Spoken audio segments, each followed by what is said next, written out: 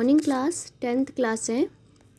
हम आपको गद्य खंड से गद्य साहित्य का जो इतिहास है, जिसमें कि गद्य का स्वरूप, हिंदी गद्य के विकास का संक्षिप्त परिचय और खड़ी बोली गद्य का विकास कैसे हुआ, ये पढ़ा दिए हैं। आज हम आपको हिंदी गद्य की प्रमुख विधा पढ़ा देते हैं। तो हिंदी गद्य की जो पहली विधा है वो है निबंध। गद्य की नवीन विधाओं में निबंध सर्वाधिक महत्वपूर्ण एवं विकसित विधा मानी जाती है। इसके महत्व का प्रतिपादन करते हुए आलोचकों ने निबंध को गद्य की कसौटी में रखा। निबंध में निबंधकार का व्यक्तित्व पाठक के सम्मुख सजीव रूप से उपस्थित होता है या निबंधकार के मानस का उस समय का चित्र होता है जिस समय वह किसी विषय से प्रभावित हो। इसमें लेखक किसी भी विषय का क्रमशः पूर्ण विवेचन, विश्लेषण, परीक्षण, व्याख्या तथा मूल्यांकन करता है। निबंध 4 प्रकार से लिखे जाते हैं: विचारात्मक निबंध, भावात्मक निबंध, वर्णनात्मक निबंध और विवरणात्मक निबंध। इसके बाद दूसरी विधा है कहानी। यह आधुनिक साहित्य की सबसे लोकप्रिय एवं पुरानी विधा मानी जाती है। इसका लक्ष्य किसी पात्र, घटना, भाव, संवेदना आदि का मार्मिक व्यंजना करना होता है। इसका शीर्षक आकर्षण तथा रोचक होता है। साथ ही वह कहानी के मूल भाव तथा अथवा संवेदना की व्यंजना करने में भी समर्थ होता है। विषय वस्तु के आधार पर कहानी का विभाजन इन रूपों में किया जाता है: ऐतिहासिक, सामाजिक, यथार्थवादी, दार्शनिक, प्रतीकात्मक, मनोवैज्ञानिक, हास्य व्यंग्यात्मक आदि। तो जो कहानियाँ लिखी जाती हैं वह ऐतिहासिक, सामाजिक, यथार्थवादी, दर्शन, प्रतीकवादी, मनोवैज्ञानिक, हास्य प्रधान आदि क्षेत्रों में लिखी जाती हैं। इस युग के प्रमुख जो लेखक थे उसमें प्रेमचंद्र का नाम आता है और इनकी जो कहानी है मंत्र, वह भी शिल्प एवं शैलीगत दृष्टि का परिचय कराती है। फिर है उपन्यास। उपन्यास शब्द की उत्पत्ति संस्कृत के उपन्यस्त शब्द से मानी जाती है, जिसका शाब्दिक अर्थ है सामने रखना। उपन्यास में प्रसाधन अथवा प्रसन्न करने का भाव निहित होता है। हिंदी में उपन्यास शब्द का प्रयोग अंग्रेजी के नॉवल का पर्याय रूप माना जाता है। हिंदी का पहला मौलिक उपन्यास लाला श्रीनिवास द्वारा कृति परीक्षा गुरु को माना जाता है। इसके अलावा प्रेमचंद्र ने गोदान, सेवा सदन, कर्मभूमि, रंगभूमि, गबन, प्रेमाश्रय आदि उपन्यासों की रचना करके हिंदी उपन्यास को सामायिक सामाजिक जीवन से समृद्ध करके एक नई दिशा प्रदान की। इस युग के प्रमुख उपन्यासकारों में जयशंकर प्रसाद, विशंबरनाथ कौशिक, पांडे बेचन शर्मा का नाम उल्लेखनीय है। फिर है नाटक। वास्तव में रूपक का एक भेद होता है। जिस साहित्यिक विधा में किसी व्यक्ति पर किसी अन्य प्राणी के रूप का आरोप करके उस अन्य प्राणी के चरित्र को उसी के अनुरूप व्यक्त करता है, उसे रूपक कहते हैं। हिंदी के मौलिक नाटकों में का आरंभ भारतेंदु हरिश्चंद्र से माना जाता है। इनके द्वारा लिखित वैदिक हिंसा, हिंसा न भवति, भारत दुर्दशा, अंधेर नगरी, नील देवी भारतेंदु हरिश्चंद्र के प्रमुख एवं महत्वपूर्ण नाटक माने जाते हैं। इसके अलावा द्विवेदी युग में इसका अधिक विकास नहीं हुआ और छायावादी युग के प्रमुख नाटककारों में जयशंकर प्रसाद के प्रमुख नाटक चंद्रगुप्त, स्कंदगुप्त, अजातशत्रु, ध्रुवस्वामिनी जैसे ऐतिहासिक नाटकों की रचना करके नाटक के विकास को महत्वपूर्ण कार्य किया। छायावादोत्तर युग में लक्ष्मी नारायण मिश्र, उदय शंकर भट्ट, उपेंद्र नाथ अश्क, सेठ गोविंद दास तथा डॉक्टर राम कुमार वर्मा, मोहन राकेश ने अनेकानेक नाटक लिखकर इस विधा को विकसित किया। अगली विधा है जीवनी। यह साहित्य की एक महत्वपूर्ण विधा मानी जाती है जिसमें किसी महापुरुष का या विख्यात व्यक्ति के जीवन की घटनाओं एवं उसके क्रियाकलापों तथा गुणों का औपचारिक एवं गंभीरता से व्यवस्थित रूप का वर्णन किया जाए। हिंदी के जीवनी साहित्य को समृद्ध बनाने वाले गुलाब राय, रामनाथ सुमन, डॉक्टर राम विलास शर्मा, अमृत राय आदि का नाम उल्लेखनीय है। इसके बाद अगली विधा है आत्मकथा। यह विधा भी जीवनी के समान ही तथ्यात्मक और लोकप्रिय है। इसका लेखक स्वयं अपने जीवन की कथा को पाठकों के समक्ष आत्मीयता के साथ प्रस्तुत करता है। यह संस्मरणात्मक शैली में लिखी जाती है। लेखक अपने जीवन की विभिन्न परिस्थिति तथा दशाओं में अपने मानसिक तथा भावात्मक विकास की कहानी क्रमबद्ध रूप से कहता है। उसका यह वर्णन उसके जीवन काल की पारिवारिक, सामाजिक, आर्थिक तथा राजनैतिक पृष्ठभूमि के संदर्भ में होता है। साहित्यिक आत्मकथा में हरिवंश राय बच्चन, पांडे वेचन शर्मा उग्र की कृति सबसे उत्कृष्ट मानी जाती है। अगली विधा है रेखाचित्र। रेखाचित्र शब्द अंग्रेजी के स्केच शब्द का अनुवाद है। यह दो शब्दों से रेखा अथवा चित्र के योग से बना है।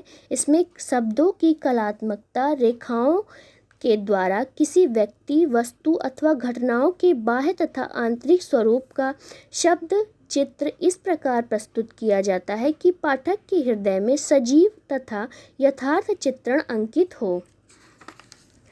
अगली विधा है संस्मरण। संस्मरण का अर्थ होता है सम्यक स्मरण, अर्थात संस्मरण में लेखक स्वयं अपनी अनुभव की हुई किसी वस्तु, व्यक्ति तथा घटना का आत्मीयता तथा कलात्मकता के साथ विवरण करता है। इसका संबंध प्रायः महापुरुषों से होता है। इसमें लेखक अपनी अपेक्षा उस व्यक्ति को अधिक महत्व देता है जिसका वह संस्मरण लिखता है।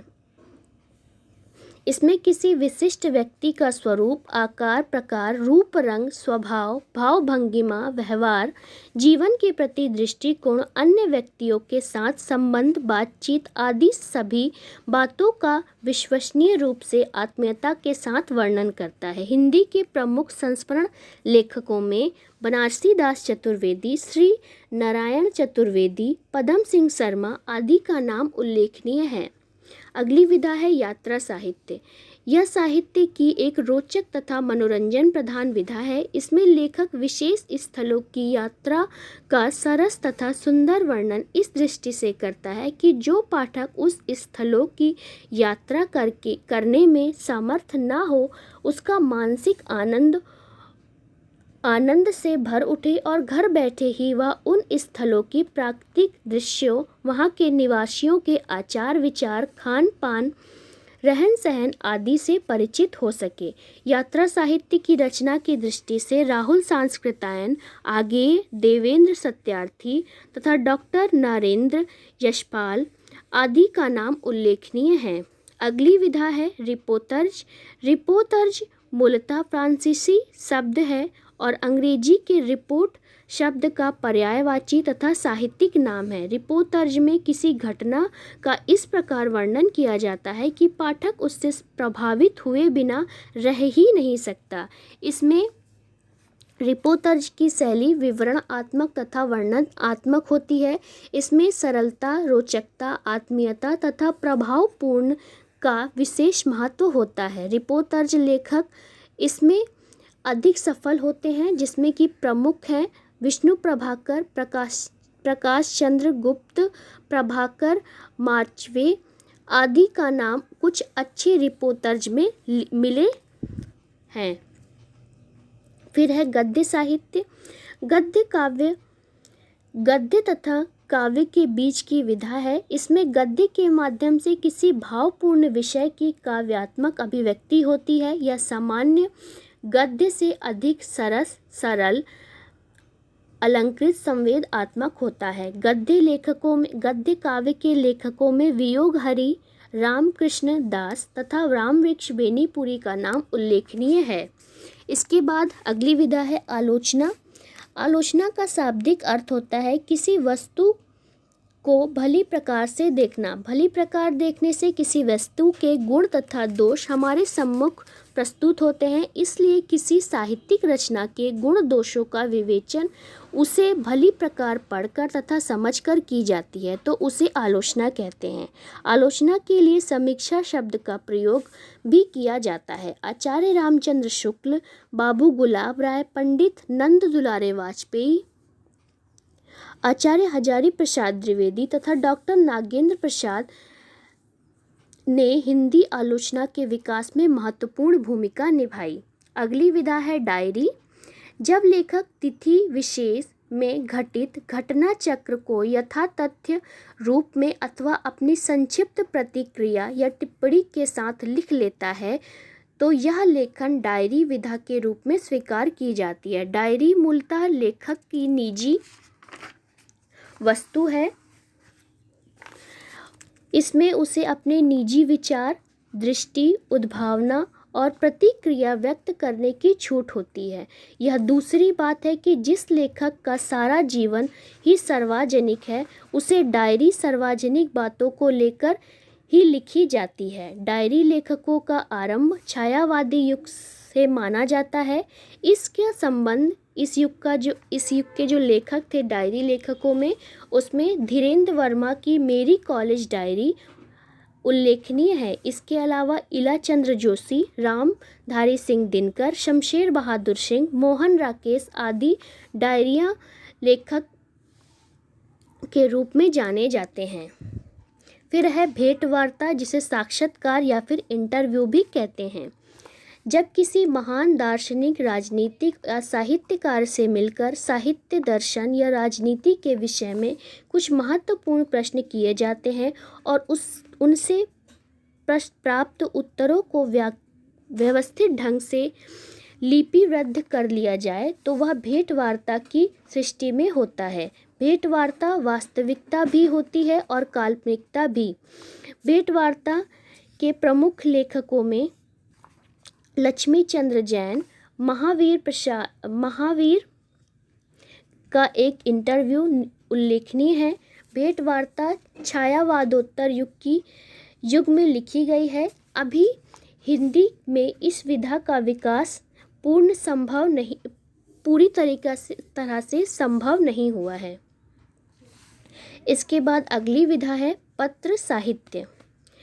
जब लेखक अपने किसी मित्र, परिचित या अल्प परिचित व्यक्ति को अपने संबंध में या किसी महत्वपूर्ण समस्या के संबंध में अपनी और अपनी सामाजिक स्थिति को ध्यान में रखकर उचित आदर, स्नेह या सम्मान का भाव प्रकट करते हुए उसे व्यक्तिगत रूप से मात्र सूचना, जिज्ञासा या समाधान लिखकर पत्र भेजता है और उत्तर की अपेक्षा रखता है, तो वह पत्र साहित्य की एक विधा मानी जाती है।